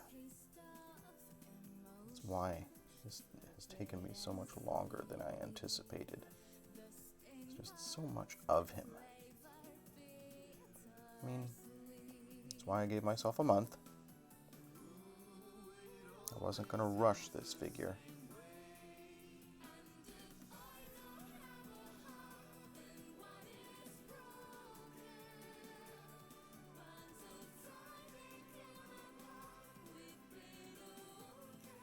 I'm going to paint the tip of his tail here brown.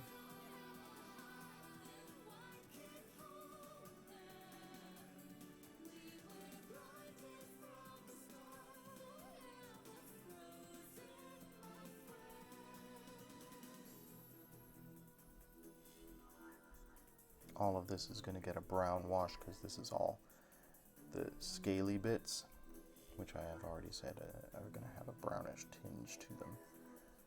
So brown wash will bring out the highlights that I'm looking for.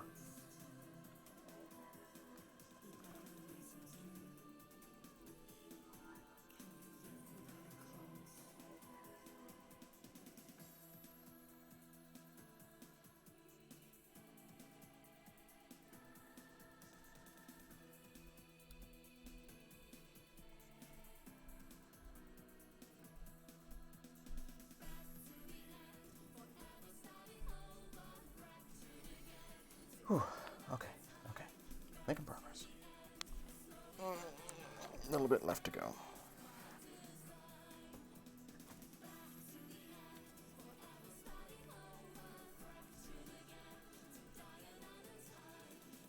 I can finish my coffee and go have some lunch. Get ready for my day at Battleground.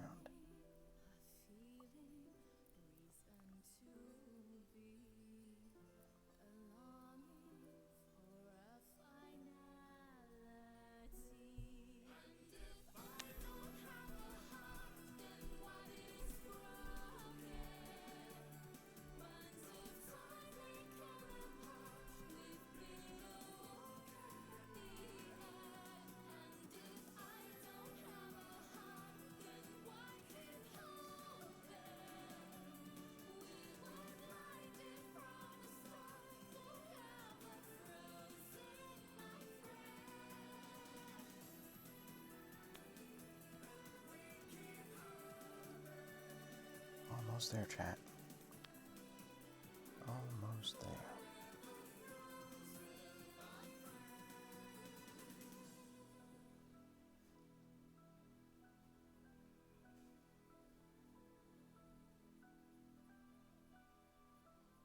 I gave myself the goal of finishing this base coat for Finishing Friday, and I think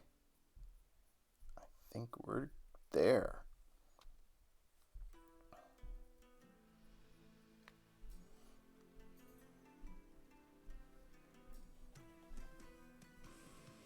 really enjoy painting.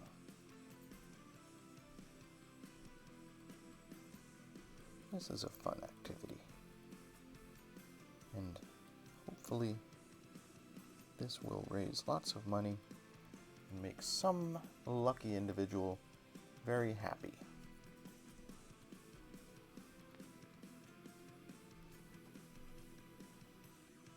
Because they'll get to take him home and bring him to battle.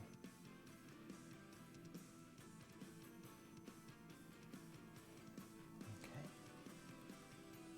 There's this little under the tail part left to go.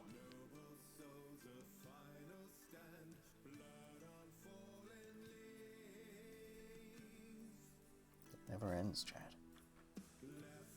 Every time I feel like I'm getting close, there's more. But it does actually end. It inevitably does actually end. I'm sure I'll reach a point, like 10 days from now, where there are highlights and details I still want to do, and I'll be basically out of time, and I just have to put him down. Just have to say, that's it, he's done. This is the final form he will take as he goes to his new home.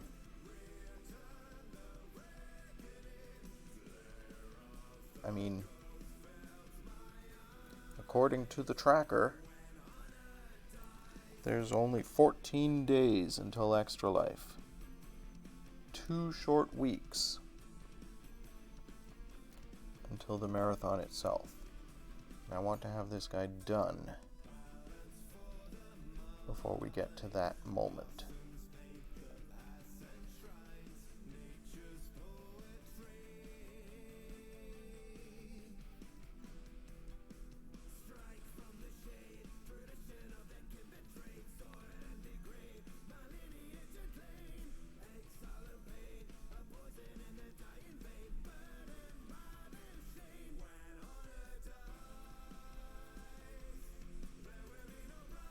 Where's that blep on his waist?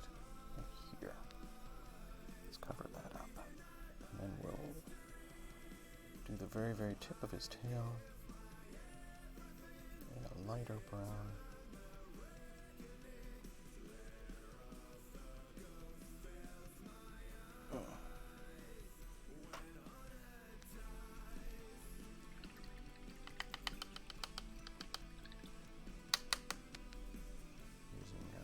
Flat earth for that. This color here.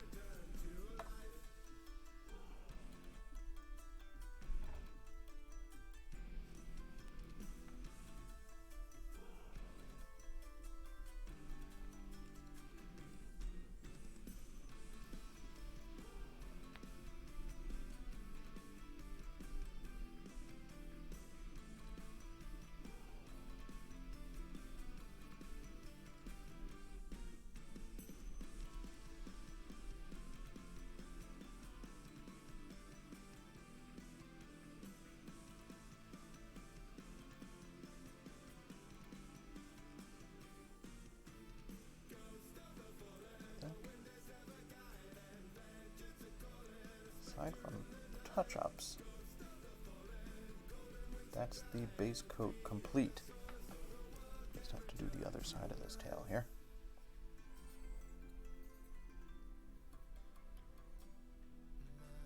And then it's on to washes. Whew. Progress. Getting closer every day. Of course, I still have to do his wings. I think I'm going to take his wings into the store today and do the priming for them so that I have them ready to go next week. start that. That's going to be an adventure. The wings are going to be... I'm really looking forward to it, because there's so much cool detail to do with them.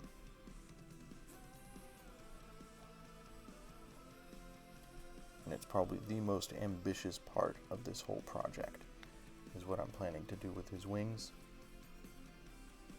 So, yeah. That'll be awesome.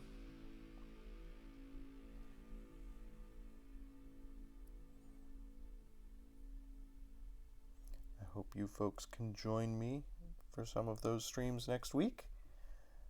I'm going to wrap up for today. Let's just lighten these up a little bit.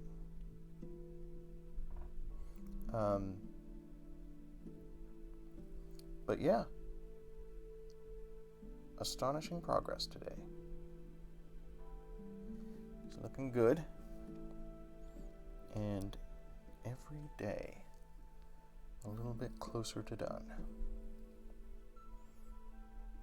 I will be back, possibly Sunday, to do a little bit more work. Possibly not. Possibly not until Monday. And Amanda will be back tonight at 10 p.m. Eastern to read some more from The Fifth Elephant by Terry Pratchett. A tale of werewolves and vampires in the Discworld.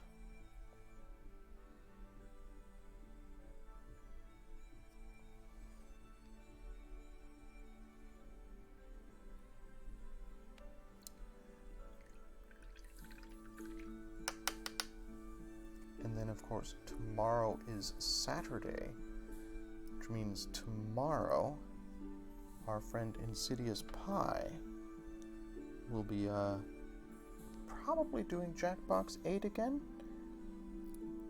There's only really Job, and the Trivia Wheel are the two games out of that work with her stream. But she'll probably be playing some more Jackbox and other community type stuff on Saturday over at twitch.tv/InsidiousPie. Give me a couple of secs to finish lightening these things up here.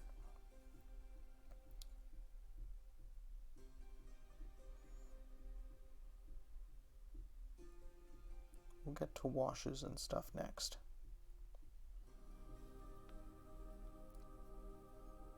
Really start to make the model pop. And then next week, wings.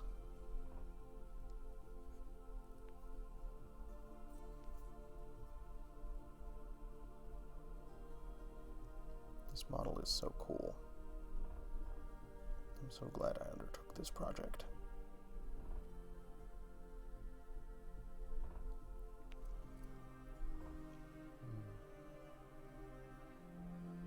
I want to get one little detail in here without blepping if I can. The root of this talon is not right. All right. Wash will get the rest of that. So I'm going to call that a day for today. Thank you so much for joining me, chat. Let's take a look at the full dude. And I'll post some pictures online, of course. But there he is, the Demon Bellicor. Really beginning to take shape. We're getting close. Only 2 more weeks to go. So, thanks for being here, friends. I really appreciate it, and I hope everybody is having a wonderful day and will have a wonderful weekend. Be excellent to each other, and enjoy whatever art it is you choose to do. I'll see you again soon. Bye, everybody.